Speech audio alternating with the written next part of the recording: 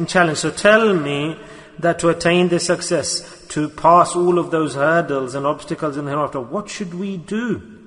What should we do? It's a big task and job and duty that Allah Ta'ala has given to us. A big objective. And we need to do big amal, tahajjud and siyam and fasting and standing in prayer to attain this?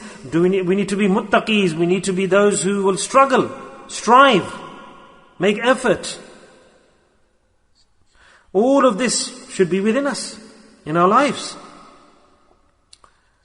So how do we term a person who struggles and strives? A person who tries to practice for Allah. This is a mujahid, yeah? What is a mujahid? A mujahid is a person who strives and makes effort so he can get to paradise. So in the path of Allah, he struggles and strives and makes effort to get into Jannah. Mujahida. Who is a person who is a mujahida? A person who does, what is a mujahid? A person who does mujahida. So don't take this word down the wrong track and give the wrong meaning to it. No, it's making effort so that we can reach to paradise, do good deeds. So what big deeds do we need to do? But subhanAllah, look Allah's mercy, Allah's grace and mercy on this ummah nation, that for such a big journey will be called out, that this person has become successful and we sit in paradise to pass through all the phases after death, and if they occur very easily, death, grave, resurrection, such massive tests and exams to come. If he passes through all of these with ease, what life do we need practically on this earth to get that? Allah Ta'ala says, I made it very easy for you to revise and prepare for that, for this ummah. What do we need to do? What's so easy? That thousands and thousands of paths Allah Ta'ala has opened up for us. Thousands to attain this solution. Not one, thousands of paths. And those thousands of paths, Allah Ta'ala has summarized them. How? Pay attention. How? That just if any human being who has iman, listen carefully, and identify your weakness. Any person, man or woman who has iman, any person, Allah Ta'ala says, any individual, if only just solely he does one such deed to thereafter that I prefer and like, I will make him successful. Subhanallah. Subhanallah. Say Subhanallah. Subhanallah. Glory be to Allah. Tell me, where did Allah say pray tahajjud? Where does Allah say I'm going to count all your salahs? Where is Allah saying I'll see this XYZ action of yours? Anything. Just one good deed bring. Allah says one good deed, bring it to me. And if I like that and I'm pleased with it, that's the condition. I should like it, Allah Ta'ala says. That's it, the doors are open. ذَلِكَ الْفَوْزُ الْعَظِيمُ.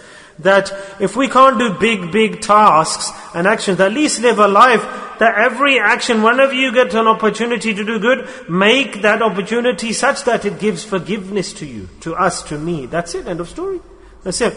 Don't bypass any opportunity. No, if Allah Ta'ala has given a condition, just make me happy. I'll be happy with your one good deed. Jannah is open for you. And what is the deed? Allahu Akbar. One good deed. What's the example? How big should it be? How vast should it be? How expansive should the action be to get that good deed? Okay, look, you're walking along the path.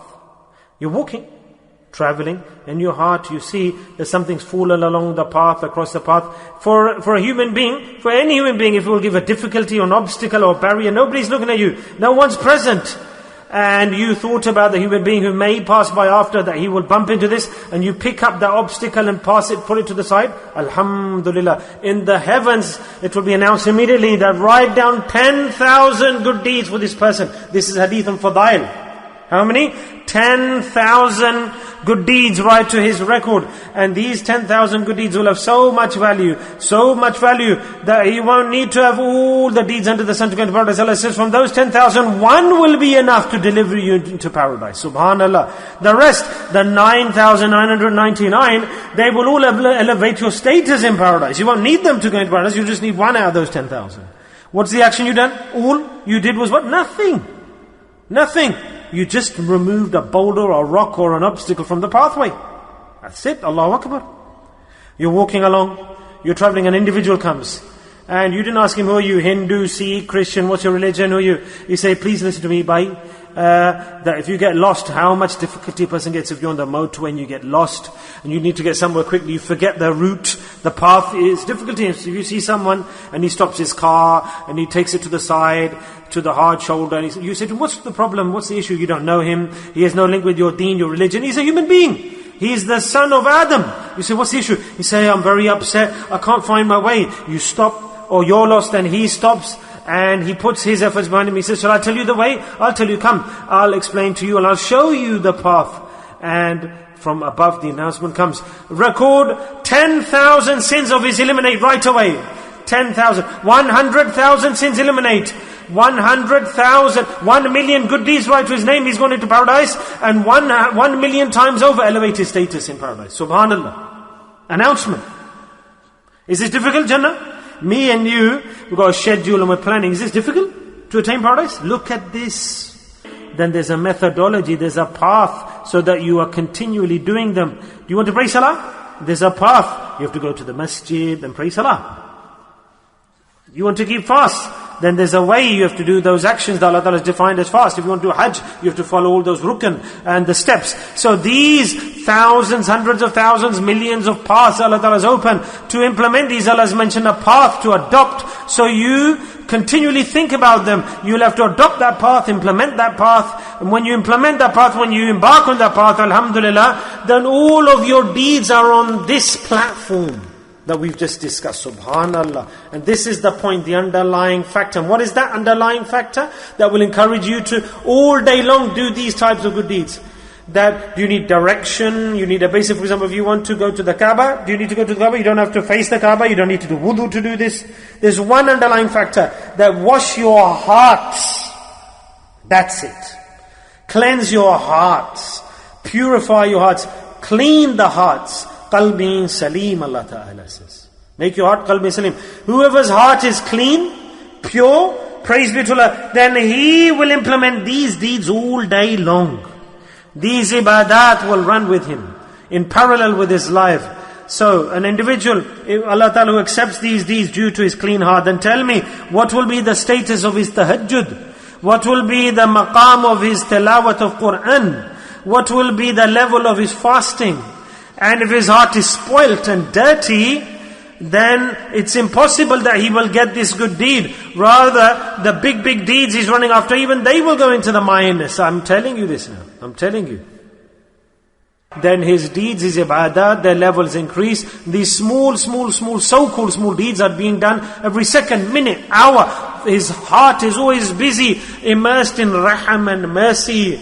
And it's gone into the assistance of human beings. He won't say anything against anyone. He won't be angry with somebody. He won't fight against somebody. He won't backbite against somebody. He won't gossip against anybody. All of his amal and his actions are focused on doing good to others based on the cleansing of his heart. So we need to work on our hearts. We need to make effort on our hearts, my friends. Then, if we want our ibadat, our worship to be accepted, to get those deeds that Allah Ta'ala loves, wallahi, the friends of Allah, the walis of Allah, that in the world we see their high status. What's the reason? Because they have mounds and stacks of these brilliant good deeds of helping humanity. What am I going to do? What am I embarking on? What is this journey? What's my objective of going to the Sheikh? Learning from, I pray salah, I read Quran, I recite Quran, I do sujood, prostration, umras. I do all of these already, worship. So how do I clean and purify my heart? Because there's no raham in my heart.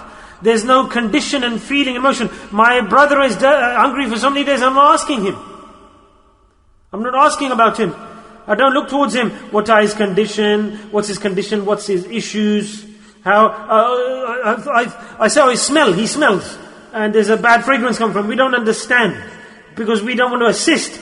And a person, if Allah Ta'ala takes that person through, when he gets a good time, then he forgets the other people who are going through hardship.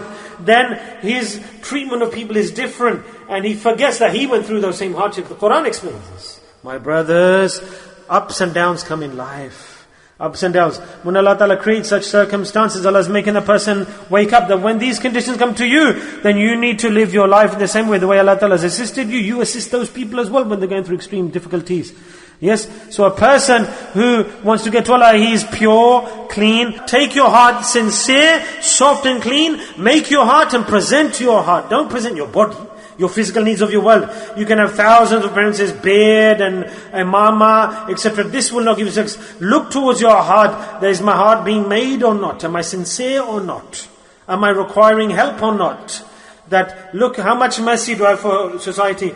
Has it improved or not? Have the emotions of my heart improved or not? Have they brought me towards balance and care for others or not? If the heart is not made, qalbin salim, if love for the makhluk creation is not immersed in your heart, that more than yourself you should be worried about others. You should be concerned about others. Your heart should be so merciful that you get happiness in forgiving others rather than seeking revenge. Not this that whatever you get and you don't give to others, whatever they give to you, you seek revenge. No, if they break, you join.